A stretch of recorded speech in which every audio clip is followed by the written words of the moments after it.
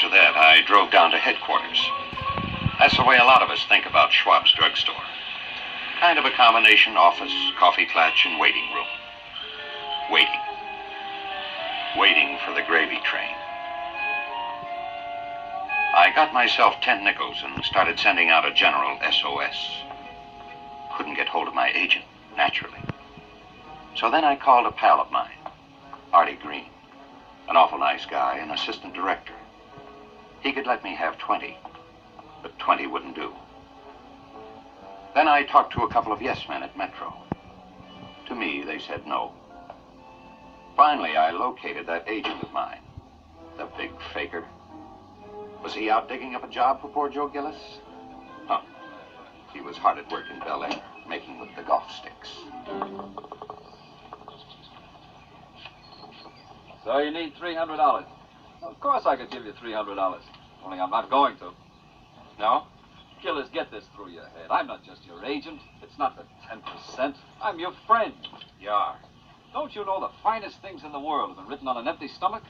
Once a talent like yours gets into that Macombo-Romanoff rut, you're through. Forget Romanoffs. It's a car I'm talking about. If I lose my car, it's like having my legs cut off. Greatest thing that could happen to you. Now you'll have to sit behind the typewriter. Now you'll have to write. What do you think I've been doing? I need $300. Sweetheart, maybe what you need is another agent.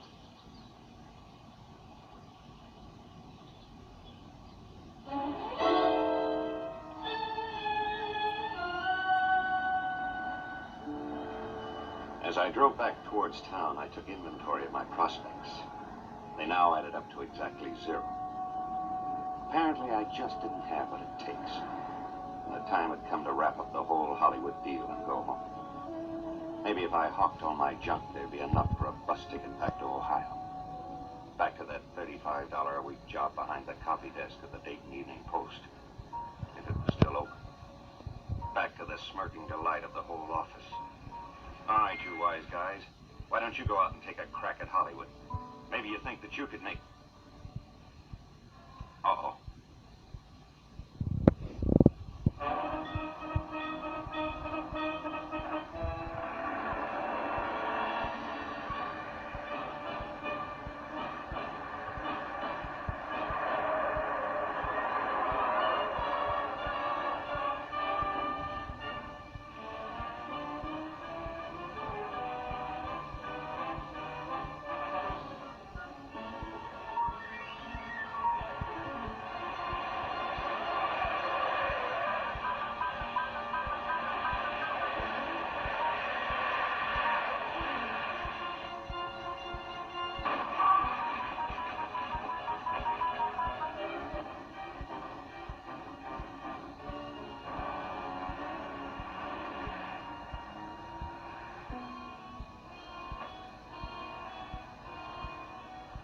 I had landed myself in the driveway of some big mansion that looked run down and deserted.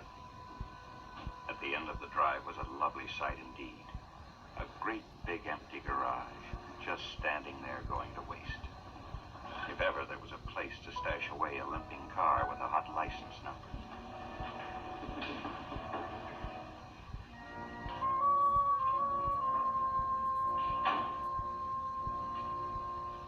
There was another occupant in that garage, an enormous foreign-built automobile. It must have burned up 10 gallons to a mile. It had a 1932 license. I figured that's when the owners had moved out. And I also figured I couldn't go back to my apartment now that those bloodhounds were on me.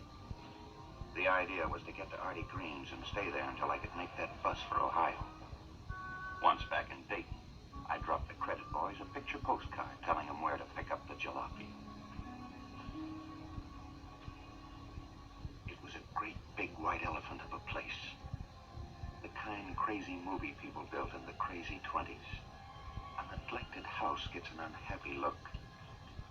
This one had it in spades. It was like that old woman in Great Expectations.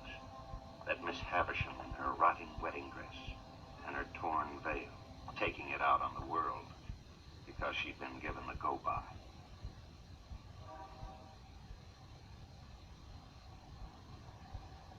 You there! Why are you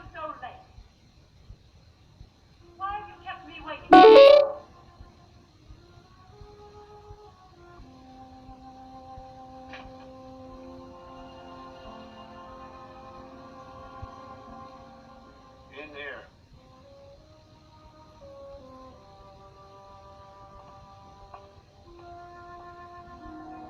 I just put my car in the garage. I had a blowout. I thought maybe that... Go on in. Look, maybe I better take my car and get it off. Wipe your feet.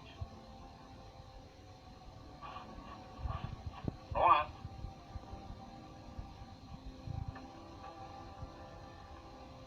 You're not properly dressed for the occasion. What's the occasion? Have him come up, Mac. Up the stairs. Suppose you listen to me for just a minute. Madame is waiting. For me? Okay.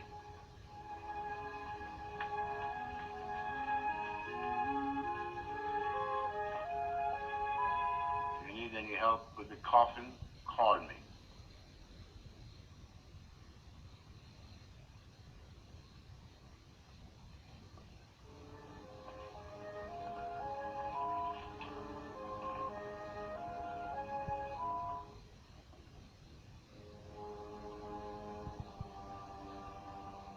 This way.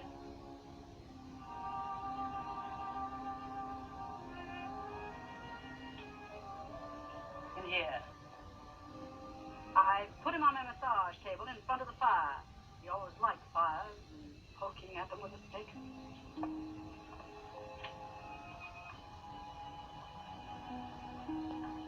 I've made up my mind we'll bury him in the garden. Any city laws against that? I wouldn't know. I don't care anyway. I want the coffin to be white, and I want it specially lined with satin. White. Or a deep pink. Maybe red. Bright, flaming red. Let's make it gay.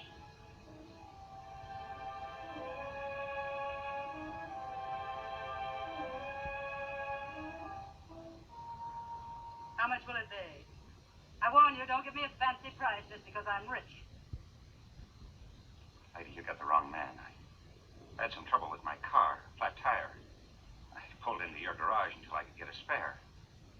I thought this was an empty house.